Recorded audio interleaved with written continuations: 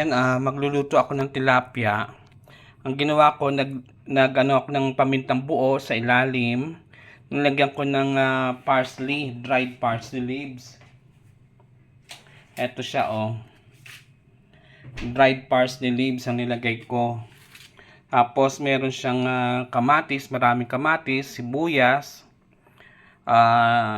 Tapos lagyan ko lang ng konting asin. Ipapatong ko lang yan yung tilapia. Hayaan ko na siyang magtubig na kusa. Pero mahinang apoy lang. Wala akong kasing olive oil. Naubos na yung olive oil ko eh. Ayan. Baka tignan ko kung may sesame oil pa ako natira. Yun na lang lalagay ko kung sakali. Para siyang Spanish sardines ang gagawin.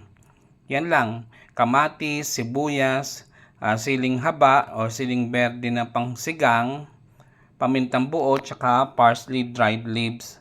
Yan ang nilagay ko, pinakasapin. Tapos nalagyan ko na lang ng isda sa ibabaw. Pakukulo pa siya sa mahinang apoy.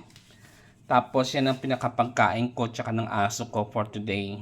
So, sigurado mag-enjoy na naman yung mga aso ko na itong kumain. Hihimayan ko na lang sila. Dati kasi tigi-tigi sa silang hiwa eh. Ngayon medyo nagtitipid tayo dahil mahal ang bilihin tsaka ang budget. Sana magtubig ng husto tong kamatis kasi hindi na ako magsasabaw. Eh ang aso mahilig sa sarsa. Gusto nilang may sabaw.